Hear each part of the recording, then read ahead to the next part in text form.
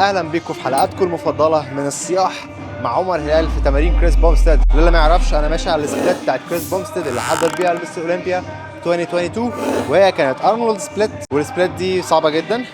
المره اللي فاتت عملنا تشيست اند باك، النهارده عملنا شولدر اند ارمز. وبجد تمارين الراجل ده فيها فوليوم وانتنستي مخيفه، بس الصراحه ممتعه جدا. ما انصحكش بيها لو انت بيجنر، لو انت ادفانسد، او لو انت واحد بتكمبيت بودي بيلدينج، او لو انت بقالك سنين بتتمرن اعملها وهتتبسط جدا او هتتضايق جدا. يلا بينا. طيب اول حاجه المفروض تتعمل هي الواي ريزز، بتتعمل 3 مجاميع 12 عدد 12 عدد 10 عدات، which حاجه قشطه طيبه كبدايه، ولكن حسواك موت ما بعملهاش في حياتي. ولكن يلا بينا نجرب الواي ريزز. I am under the water. Please help me. لا مؤلمه مؤلمه، ده 10 كيلو ومعجزني في الواي ريزز، بس قشطه يا كريس، انا معاك للاخر. انا ملاحظ ان التمارين هاديه النهارده، او تمارين على الاقل عاديه، مفيش سوبر سيتس يا جنان. اتمنى ما يخشش في السوبر سيتس قريب. احنا هنخش يا باشا شولدر بريس بالدمبل 4 مجاميع 12 12 10 8، ونبتدي ندرج الاوزان، كل مجموعه بنزود وزن. يا رب يا ساتر. يلا يا باشا اخر مجموعه. طبعا انا كتفي اكيد من الحلقه اللي فاتت انتوا عارفين ان هو بيحاول يتصاب، فانا اذكى منه.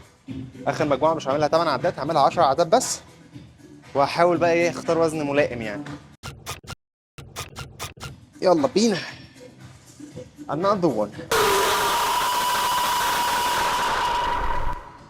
عارف اللي يا دوبك، هو كتفي كان بيقول لي يا دوبك، تكه كان هيقول لي سامحني بقى خلاص، وانا ما كنتش هسامحه الصراحه. ابتدينا سفاله سوبر سيت 3 مجاميع 10 10 10 10 10 10 زي المره اللي فاتت، ولكن كيبل ابرايت رو بالروب، وبنفس الروب هتعمل كيبل فرونت ريزز 3 مجاميع 10 في 10، والراحه دقيقه بين كل مجموعه الثانيه. انا مش عارف اشكرك ازاي يا كريس على الراحه الدقيقه دي. يلا، انا طول عمري ضد الابرايت رو، بحبهاش مش بحب اتمرنها، مش بحب اللي بيتمرنوها، ولكن اتكتبت لي فلازم تتعمل بقى. هنعمل 10 و10 تانية فرونت ريز. What the hell? Oh my God! No way! طيب دي جديدة أول مرة أشوفها. سوبر سيت 4 مجاميع سيتي دري ديد فلاي، معاها إيه ده؟ باند بول أبارت، اللي هو تمسك باند وتقعد إيه تشتغل بيه رير دلت يعني. يلا يا بيه.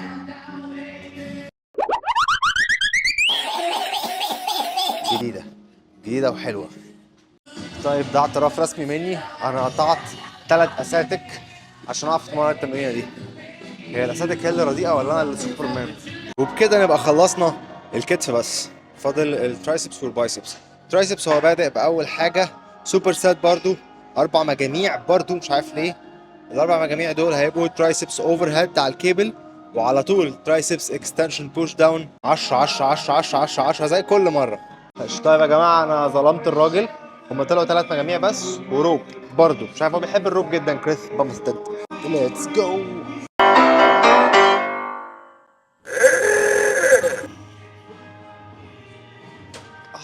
جيدة، وبعملها من قبل كده السوبر سيت دي اوفر هيد في بوش داون، بس دايما بعمل البوش داون الاول. ماليش فرقت، بس احساسها حلو، جربوها دي حلوه انك سوبر سيت ترايسبس اوفر هيد في البوش داون موت. طب يا جماعه كريس بومستد طلع منهم من اللي بيلعبوا الترايسبس مقلوب وعدل سوبر سيت، فاحنا اللهم لا اعتراض، انا يا باشا هسمع كلام مدربي. المهم ريفرس 10 وستريت 10 10 10 10 زي كل مره بقى سوبر سيت. يا رب على طول بقى، يلا بينا. يلا هوي. Oh my God! تمام يا باشا، نقلب بقى عادي زي الناس ال10 التانيين. هي علميا التمرينه دي بلح، عمليا مؤلمه جدا، افكتيف جدا، بتطلع عضلات. وده بقى الغريب في بودي بيلدينج، من الحاجات اللي تمسك العلم كده تعمله كده وبتطلع عضلات.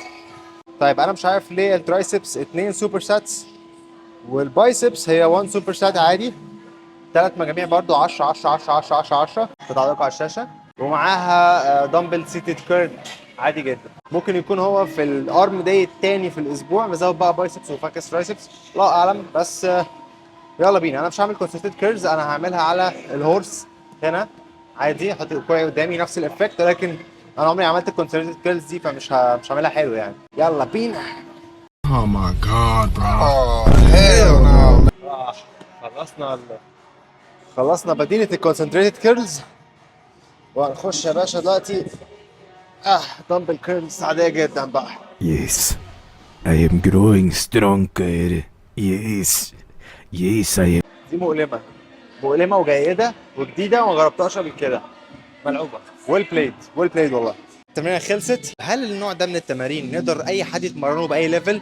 برضه هقول لك لأ. لو أنت حد أدفانسد بتتمرن بقالك سنين أو بتاخد الستيرويدز بتحضر لبطولة تقدر تتمرن الليفل ده من التمارين. مشكلة الابلكيشنز إن هي مش بتبقى كاستمايزد على الشخص. أنا بعمل كده باب التجربة، مش باب إن دي هتبقى التريننج سبليت بتاعتي الأساسية. ولكن دي التمرينة بتاعت كريس بامستيد نفعت كريس بامستيد عشان هو في كيس وسيناريو معين. طيب ازاي امشي على تمرين كاستمايزد عليا 100%؟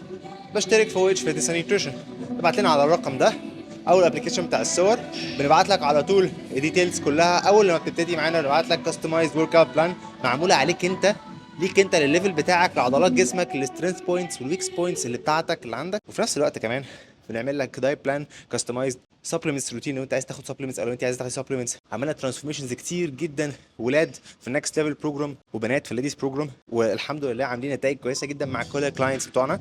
فلو حابب فعلا توصل او توصلي للنكست ليفل بتاعك انت بالكاستمايز بلان بتاعتك انت، ابعت لنا مسج على الرقم ده مكتوب فيها نكست ليفل وهتاخد ديسكاونت جامد جدا. وبس كده يا ولاد، فيديو النهارده خلص. اتمنى تكونوا اتبسطتوا، وان شاء الله اشوفكم في فيديو جاي، وان شاء الله بكره هيكون احسن.